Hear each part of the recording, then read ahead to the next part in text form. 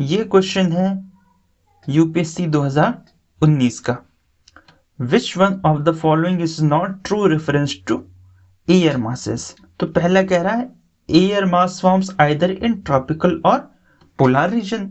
तो ये सही बात है, एयर मास ट्रॉपिकल। सो हमें पता है कि 0 से 30 के बीच में हेडले सेल का फॉर्मेशन हुआ था और 60 से 90 के बीच में पोलर सेल का फॉर्मेशन, ठीक है।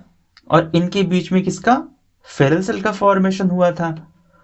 तो हमें ये भी पता था कि यहाँ 60 डिग्री के पास में यहाँ पर वार्म एयर मास और कोल्ड एयर मास कोलाइड करते हैं, ठीक है। यानी यहाँ पर फ्रंट का फॉर्मेशन होता है, और जहाँ कहीं भी ऐसे फ्रंट का फॉर्मेशन होता है तो वहाँ पर क्लाइमेट में अब्रप्ट चेंजेस आते हैं। क्लाउड्स का फॉर्मेशन बढ़ता है, प्रेसिपिटेशन बढ़ता है और स्टॉर्म्स बढ़ते हैं। उसी तरह जो 30 डिग्री है यहाँ पर भी फ्रंट का फॉर्मेशन होता है। तो इसका मतलब कि यहाँ पर फ्रंटल एक्टिविटीज के कारण स्टॉर्म्स बहुत ज़्यादा बढ़ जाते हैं और मिड लैटिट्यूड साइक्लोन्स बहुत ज़्यादा बढ़ जाते हैं और एब्रप्ट क्लाइमेटिक चेंजेस होते हैं। तो इसलिए 60 से 30 डिग्री के बीच में एयर मास स्टिल नहीं हो पाता, जो कि नेसेसरी कंडीशन होती है। That's why air mass are not found in the temperate zone. So statement हमारा करेक्ट है।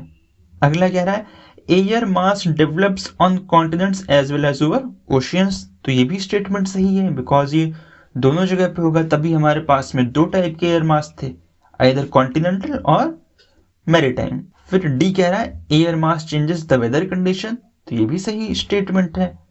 सी कह रहा है air mass develops in a cyclonic condition. अब हमें पता था कि कैसे, जैसे ट्रॉपिकल साइक्लोन्स का फॉर्मेशन होता है, तो जैसे ट्रॉपिकल रीजन में ट्रॉपिकल साइक्लोन्स का फॉर्मेशन होता है, तो ये कॉज होता है क्योंकि वहां पर इंटेंस लो प्रेशर होता है और उसके चारों ओर से हाई प्रेशर की विंड या एयर मास इसके डायरेक्शन में आते हैं, जिससे साइक्लोनिक स्ट्रक्चर का फॉर्मेशन होता है। So actually these are air masses which causes the formation of tropical cyclone as well as extratropical cyclones. So therefore, the statement that air mass develops in cyclonic condition is wrong. Correct would be air mass develops a cyclonic condition. So option C हमारा हो जाएगा not true.